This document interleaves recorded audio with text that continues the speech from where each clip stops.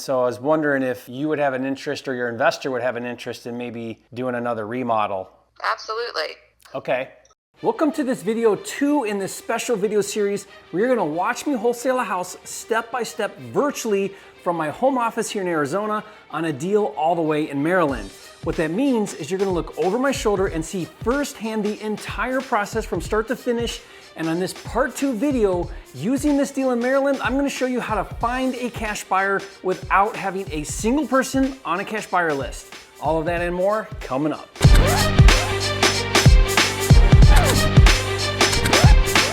This video is brought to you by 10K Club, a program that pays you $10,000 for finding ugly houses.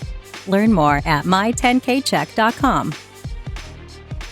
If you're new here to this channel, I'm Jerry Norton with FlippingMastery.com, and this channel is all about ways to help you make money wholesaling and flipping real estate so you can live your dream life. Be sure to subscribe and turn on the bell notifications so you don't miss new videos. Now I hope you're enjoying this video series. We're off to a good start, but be sure to stay to the end of this video because there's a bit of a plot twist that you'll see at the end. I don't want to spoil it, but this deal I'm attempting to wholesale is a 1,400 square foot single story, 3-bedroom, 1-bath home in a rural town in northeast Maryland called Rising Sun.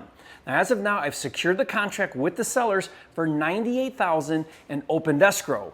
In video 1, I showed the first 4 steps to wholesaling a house, how we found the deal, how we contacted the seller, how we analyzed the deal, and how we secured the contract with the seller and opened escrow.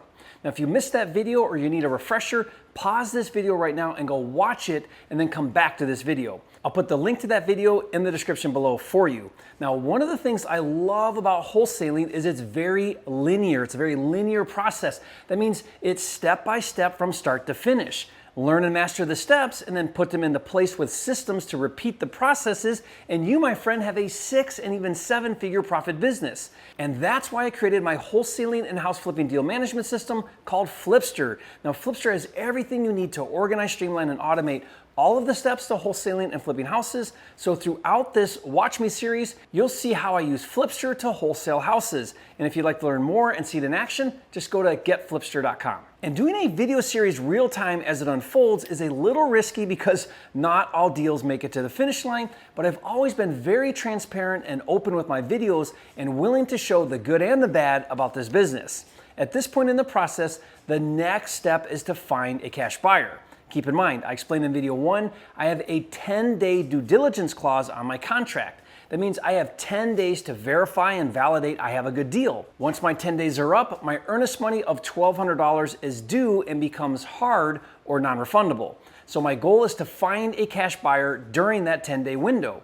That is the best way to know if I actually do have a good deal. Now, if this deal were in a market where I have an established presence and I've been building and cultivating a cash buyer list, I would follow a very specific process to reach out to my list and work my deal. In fact, I did a video showing a 7-step process of working your deal to your existing list. So if you have an existing cash buyer list, big or small, be sure to watch that video. I'll put the link in the description below for you. But that's not the case with this deal.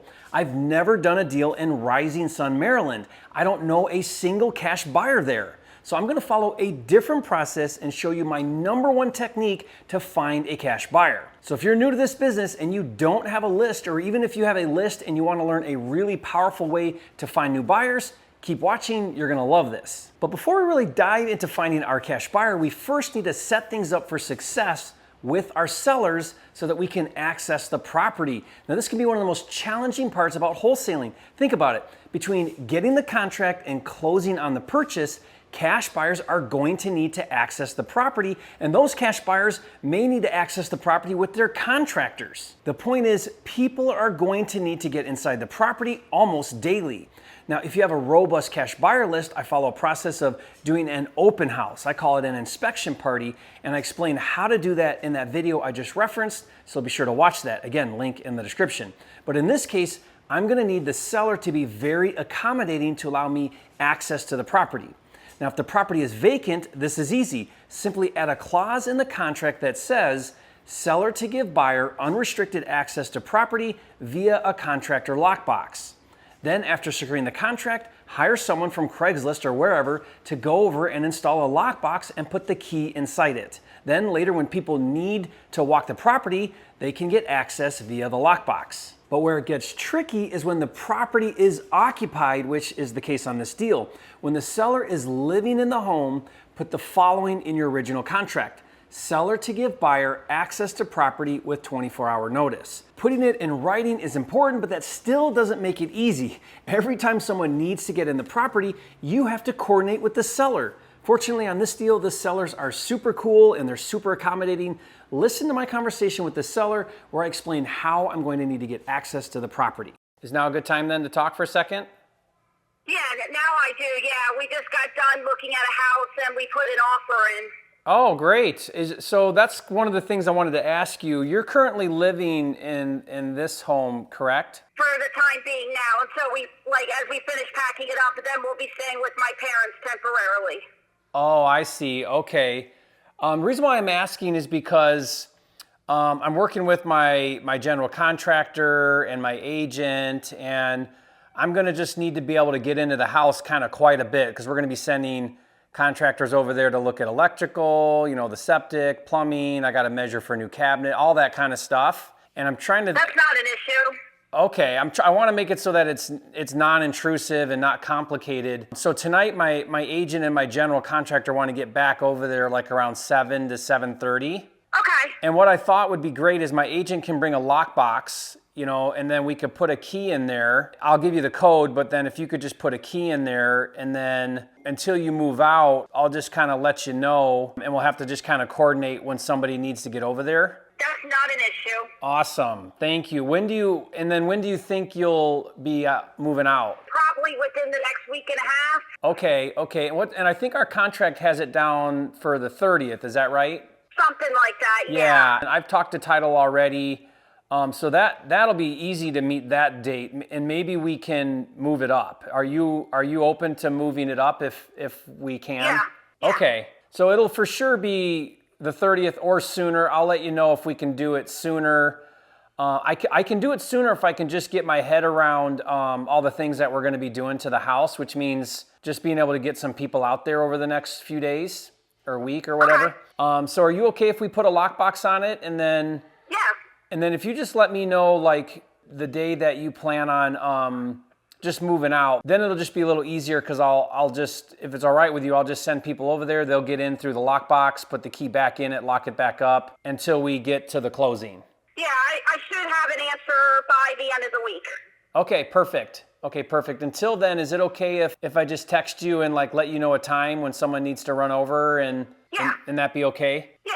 Awesome. I really appreciate you being so accommodating to that. And I'll try not to be intrusive and try to be efficient, maybe line up a couple people at once or whatever, but appreciate you being open to that and accommodating to that. Trust me, it's not an issue. Now, I hope you noticed how I explained that I was going to need to get contractors into the property, which is true. Now, I found this to be the simplest way to explain to sellers about people needing to access the property.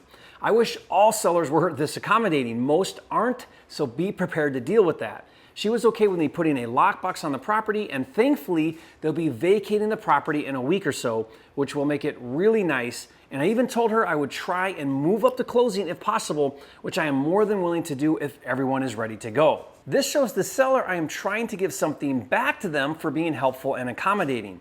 So now that I've ensured that I can get access to the property without issues, let's find us a cash buyer. Now, if you were to handpick the ideal, most perfect cash buyer for your deal, who would it be? It would be a local active investor who is fixing and flipping houses in the same area or neighborhood as your deal. Why? Because all fix and flippers love to do repeat deals in the same neighborhoods. You couldn't pick a better cash buyer for your deal, so we're going to follow the path of least resistance to find a cash buyer by using on-market sold fix and flip comps in the same neighborhood or area. This information is public and it's free, and it's actually really easy to find if you know how. It's right on Zillow.com or Redfin.com. Let me show you. Using Redfin, I searched homes for sale using the zip code of my deal. So you can see here that it gives me an outline of the zip code on a map on the left-hand side, and then filters and comps on the right side. So I'm going to zoom in a bit. Now, my subject property is in this area, and since this is a fairly rural area, I'm going to look at comps in this whole area here. Next, let's put in a few filters and look at some sold homes. I'm going to click on homes and switch from active for sale comps to sold comps and change the time to go back 1 year. Next, I'm going to put a square foot filter. Since my deal is 1,400 square foot, I'm going to put a range of 1,250 to 1,750 so that I'm looking at similar size homes.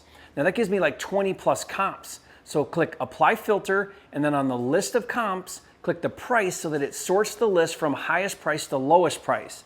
The reason is because we want to look at the fix and flips, which are the highest price homes. So check this out. Right here is a sold comp on Theodore that sold for $250,000, and it's also a 3-bedroom, 1-bath, and a little smaller than my deal with no garage. Mine has a 1-car garage, and I'm closer to town, so I have more going for my deal than this comp. And this is a fix and flip. You can tell because everything is updated and it's vacant. It has new carpet and paint, it has new laminate flooring, new kitchen, new bath, new 6-panel doors. They did new siding, it looks like, and windows and landscaping and a new deck. So let's look at the price history now and check this out. It was listed for $239,000. It went pending the next day and then sold for $250,000, $11,000 over list price. I bet this flipper was thrilled. Now check this out. This flipper bought this property about 9 months earlier for $90,000, which is lower than our house for sure. And this is cool. You won't find this all the time, but here is the listing from when he bought the property as a distressed home with pictures. So as you can see, his deal he rehabbed was hammered pretty bad. I mean, you could see mold and water damage. So this was an extensive rehab, much worse than our property. So now that I found this flipper, let's see if he's interested in our deal. And the fastest and most effective way to contact this fix and flipper is to go directly to his real estate agent who listed the property for sale for him, and that information is right on the Redfin listing. Now this listing agent will more than likely be motivated to take my deal to her investor because if he buys it, she'll get another listing. So let's cut to a call so that you can watch what I say. Calling you because I've got a property that I'm looking to move, and it's up there in Rising Sun. Okay. And I'm just looking at a house I believe you listed and sold on Theodore Road. Yes. And that looks like it was a remodel. Was that an investor that did that? It was, yes. So I'm an investor as well, and I normally do fix and flip. And I picked up this property over there in Rising Sun. It's north of where your property is. It's up close, a little closer to town, but it's similar to that one, meaning it's a 3-1, it's like 1,400 square feet. And so I was wondering if you would have an interest or your investor would have an interest in maybe doing another remodel. Absolutely. Okay.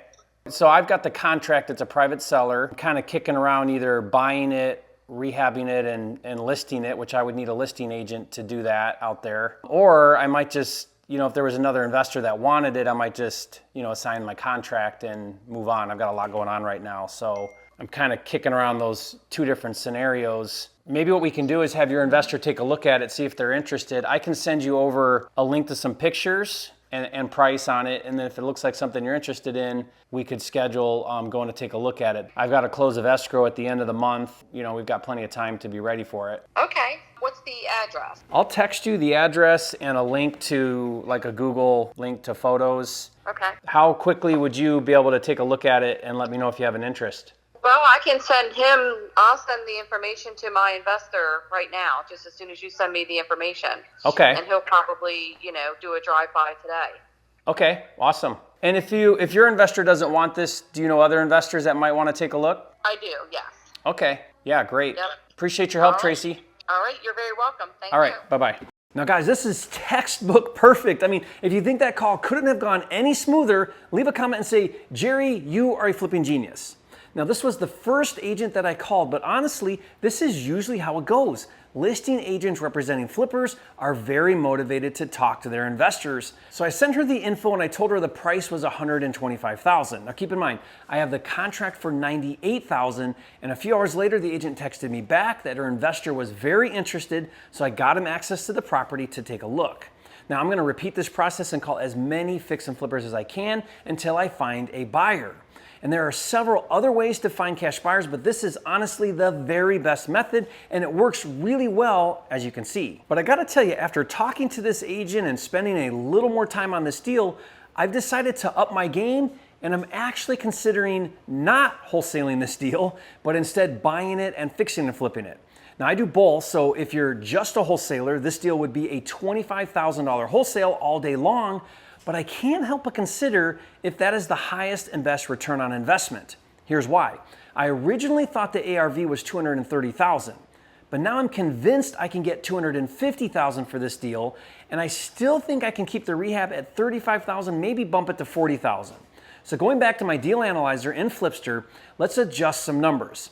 If I change the ARV to $250,000, change the rehab to $40,000, and remove the wholesale fee, that means if I bought the property for $98,000, after my closing costs and carrying costs, I would profit $74,000 as a fix and flip. Now everything would have to work out just right, but that's potentially 3 times as much as wholesaling it, and the rehab isn't very intimidating. What would you do? What do you think I should do? Take $25,000 and run, or see it through and go for $75,000? Leave a comment, I'd love to hear from you.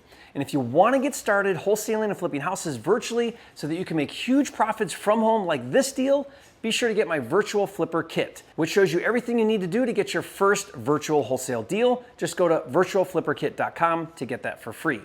And be sure to stay tuned for the next video in this series. On that video, I'm going to break down which way I decide to go, wholesale it or fix and flip it. And of course, if I do fix and flip this deal, I'll share the entire journey so that you can see how I do it virtually all the way from Arizona without ever seeing the property in person. And if you haven't yet, be sure to subscribe to my channel. This is the #1 channel on YouTube for all things wholesaling and flipping, and I'll see you on the next video.